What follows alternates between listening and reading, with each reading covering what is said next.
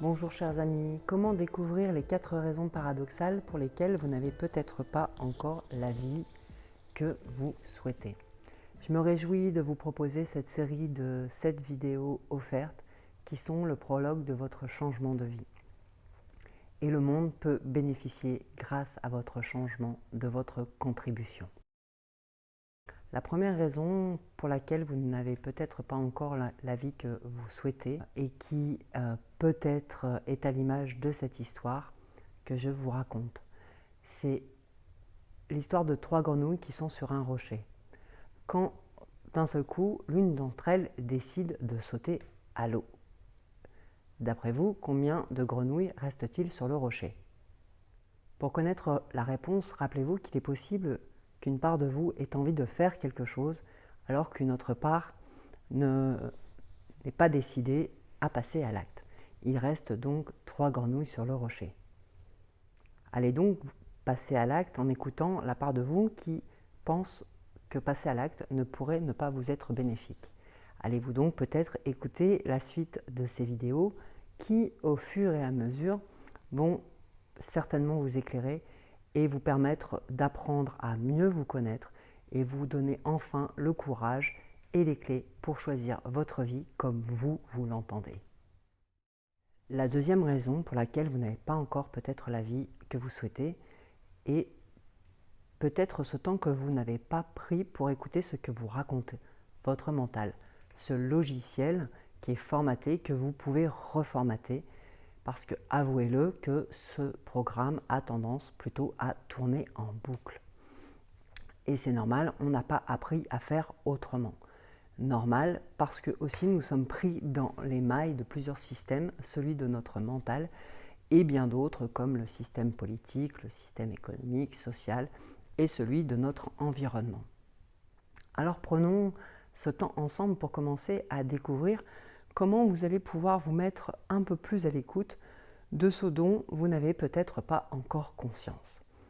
Découvrez enfin ce que vous écoutez vraiment. Quelle voix dans votre tête vous suivez? Est-ce cette voix d'une de part de vous qui tourne en boucle? Alors installez-vous pour ne pas être dérangé quelques instants. Et avant de répondre aux questions qui vont suivre, et qui sont en général les réponses de votre programme, prenez une grande respiration et s'il vous plaît, jouez le jeu.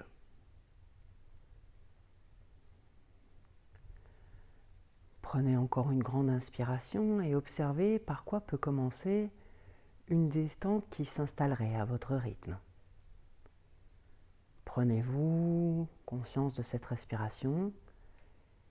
Celle-ci peut se faire plus calme ou au contraire s'accélérer. Remarquez-vous votre respiration, si elle est ample, contractée ou peu importe. Observez juste et ressentez.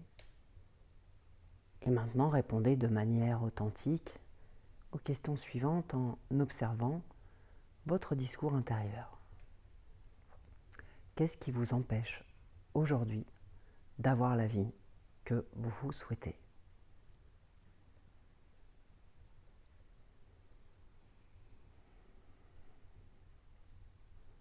Mais encore, qu'est-ce qui vous en empêche vraiment?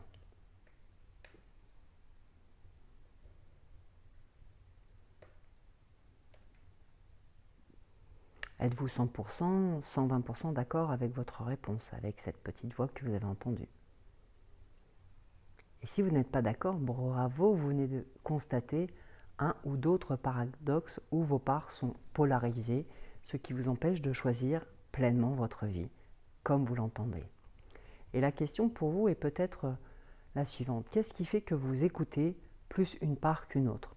Qu'est-ce qui fait que vous laissez encore de manière automatique tourner ce programme en roue libre plutôt que d'être à l'écoute, plutôt que d'être attentif à ce que vous vous racontez, à ce que vous racontent toutes vos parts. Et plutôt que de prendre la décision de gagner en clarté pour déployer ce qui vous semble être juste, plus en adéquation pour vous-même, pourquoi ne prenez-vous pas ce temps pour vous? Troisième raison pour laquelle vous n'arrivez peut-être pas encore vraiment à choisir un présent qui vous sied, vous correspond beaucoup plus et vous ouvre les portes d'un chemin plus en harmonie. Vous êtes-vous déjà demandé si cela est possible de recevoir ce qu'on croit ne pas avoir?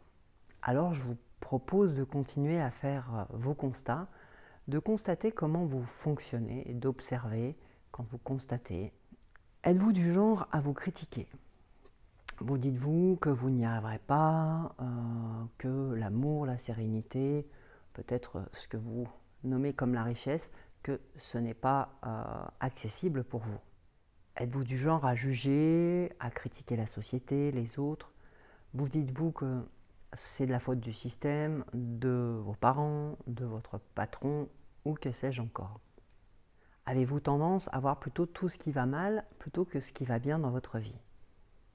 Êtes-vous du genre à râler souvent? Vous plaignez-vous, je ne sais pas, du temps qu'il fait, de vos conditions, de vos factures à payer, plutôt que de voir à quoi tout cela peut contribuer dans votre vie? Jouez-vous aux victimes? Pensez-vous que ce que vous vivez, ce n'est pas de votre faute, que c'est de la faute de votre conjoint, de la faute au système, de la faute au temps qu'il fait, que vous n'êtes en aucun cas responsable de ce qui vous arrive, des choix que vous avez faits, des choix que vous faites ou que vous ne faites pas? Et si vous n'obtenez pas ce que vous voulez dans votre vie, êtes-vous plutôt du genre à trouver des excuses?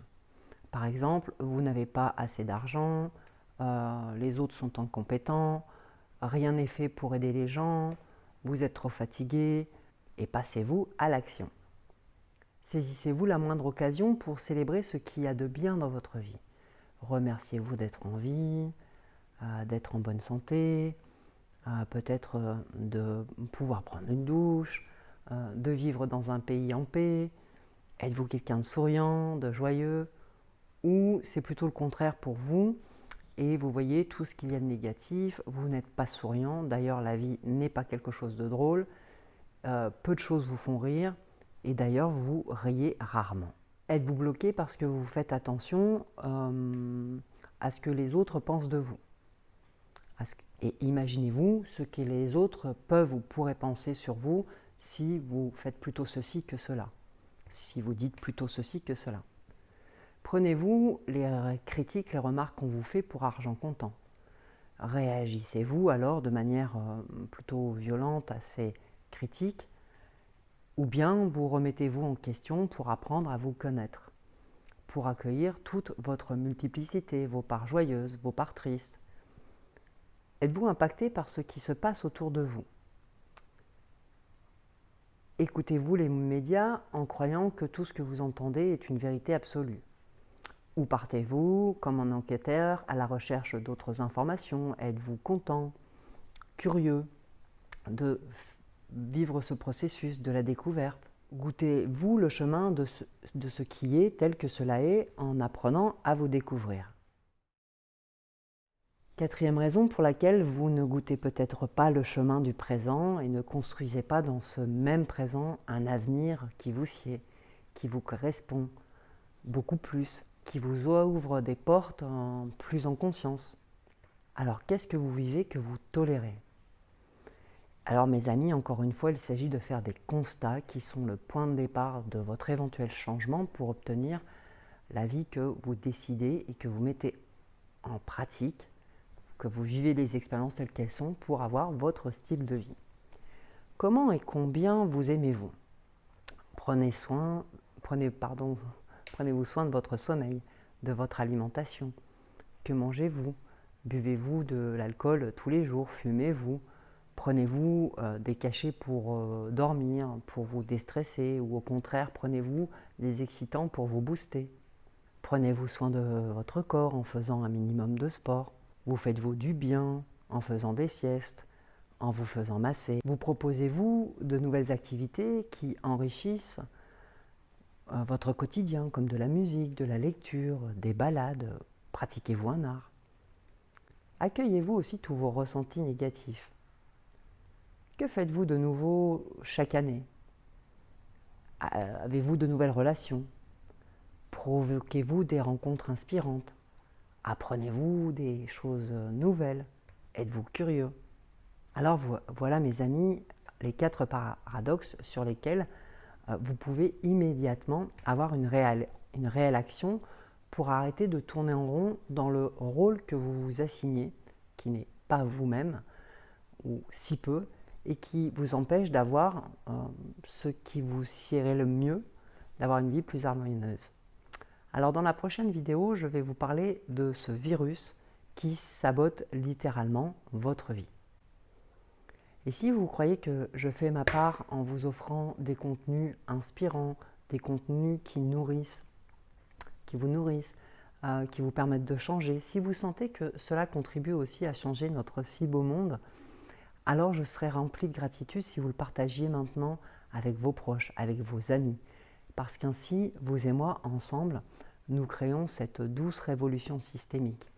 Et cela me permet à moi et à mon équipe de continuer à vous offrir du contenu. Vous pouvez aussi évidemment vous abonner à ma chaîne YouTube Esther Storm pour recevoir tous les derniers contenus. Je vous dis à très bientôt au détour de la vie.